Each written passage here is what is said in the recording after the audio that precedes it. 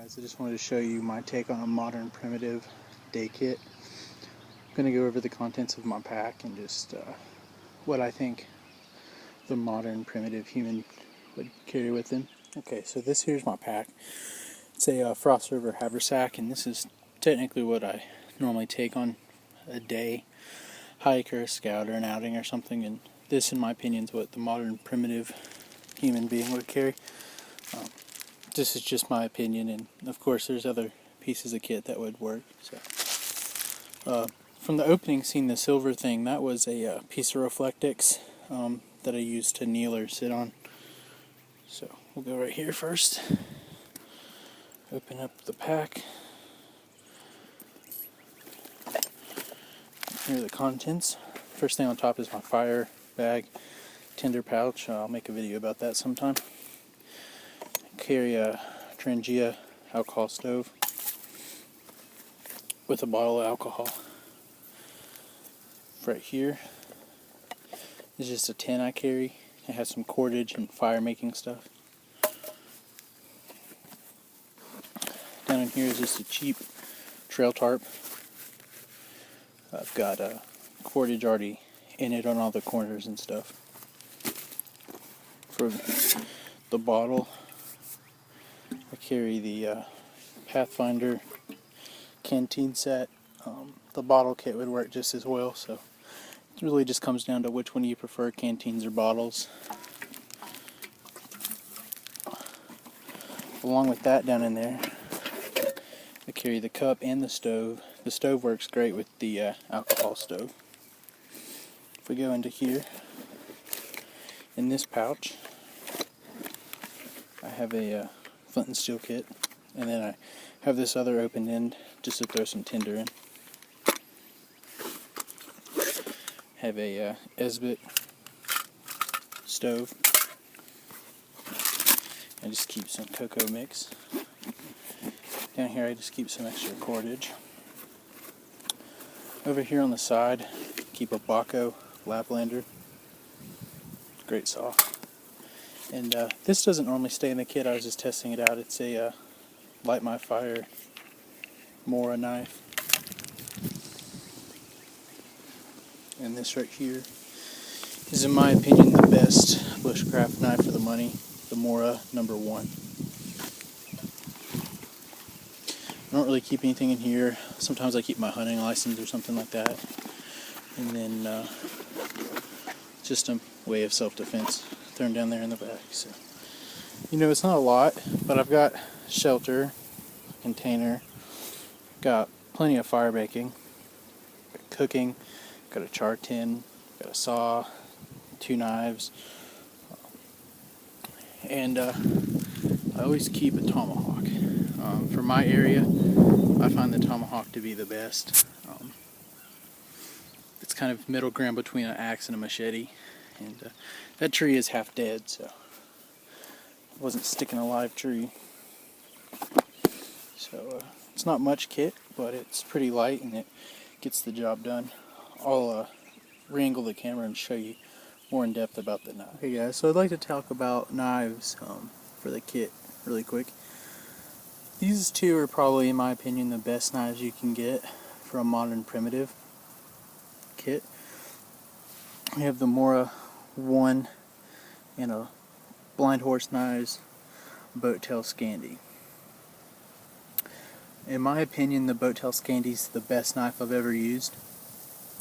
And I've honestly owned about every Blind Horse and LT Ride or Battle Horse.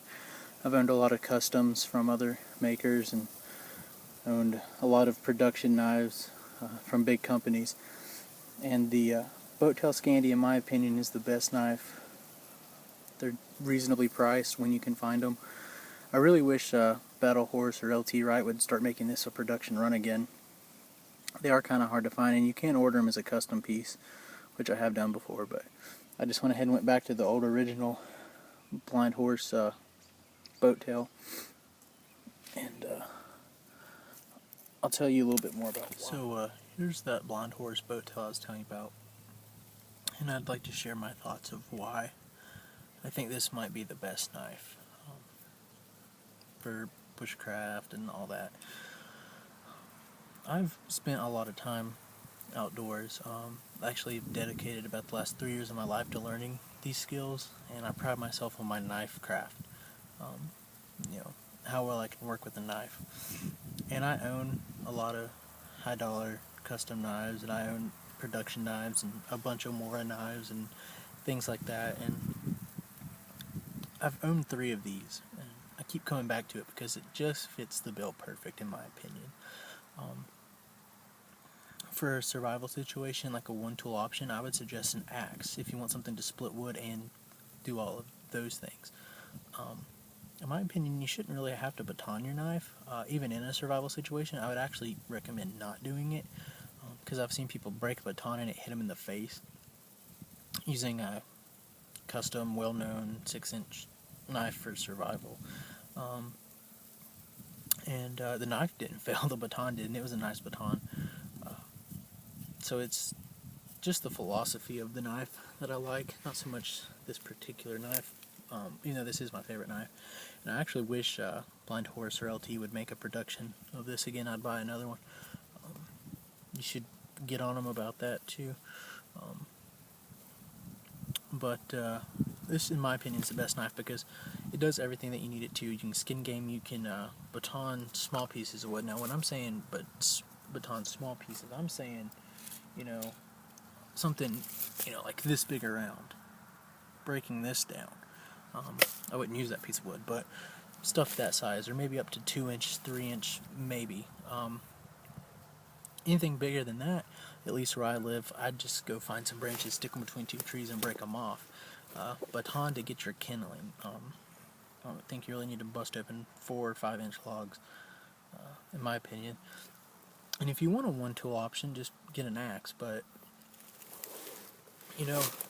I'd say just go for a knife this size, like a Mora. If you don't want to spend as much, just get a Mora 1.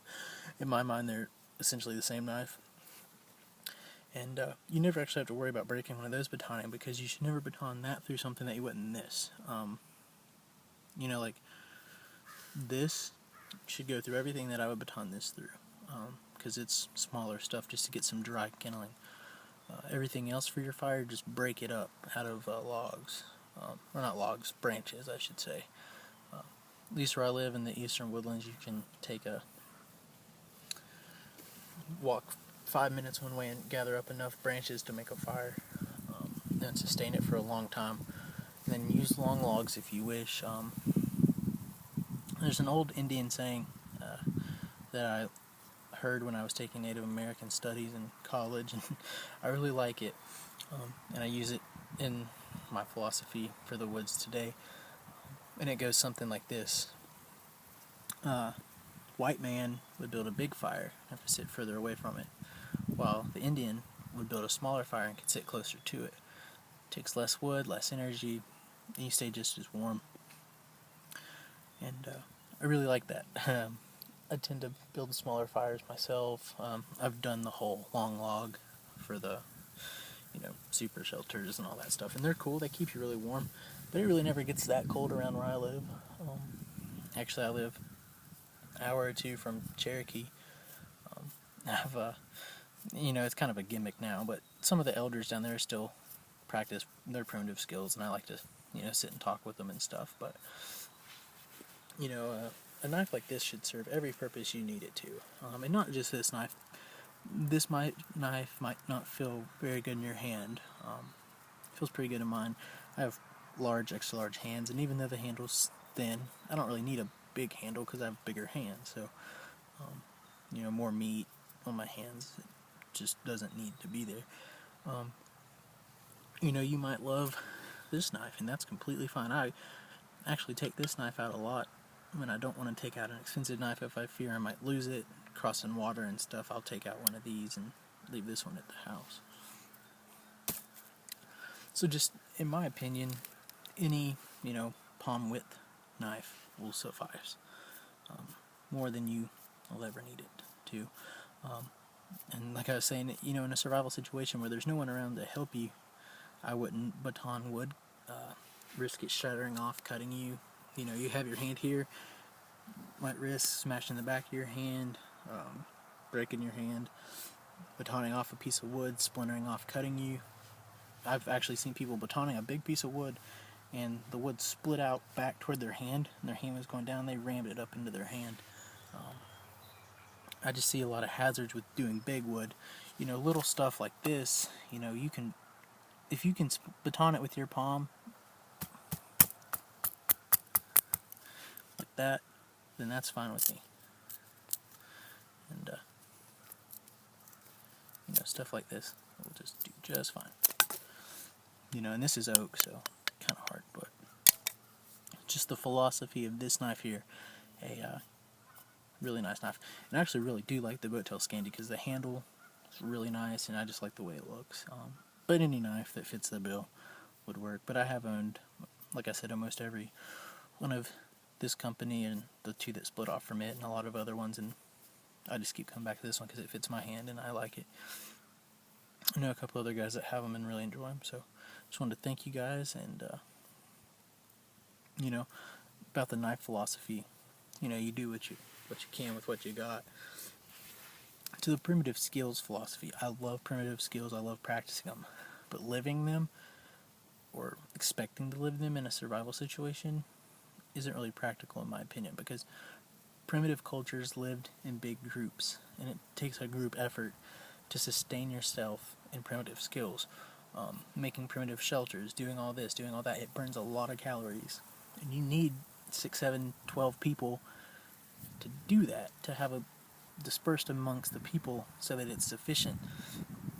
That's the reason for this modern primitive kit I'm carrying. I carry shelter because it takes 5 minutes to throw up a tarp and I'm covered. Might not be the greatest night's sleep, but I'm not cutting up wood, making a primitive shelter,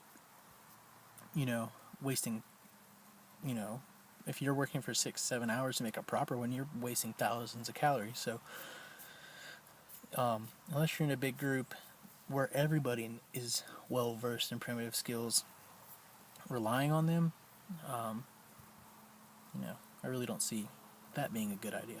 I love them. I practice bow drill all the time. I practice, flint and steel. I like building primitive shelters, but I don't carry that because I don't want to rely on it. So I just want to thank you guys, and if you'd like to see a video about this in depth, I'm going to make a video about it, using it and stuff, and I might even try to make some primitive shelters this year. So, and I'm going to take this bag out and try to just do a day or a overnight with it, and just show you how I'd utilize it. So just thank you guys, and please like, favorite, subscribe, all that good stuff.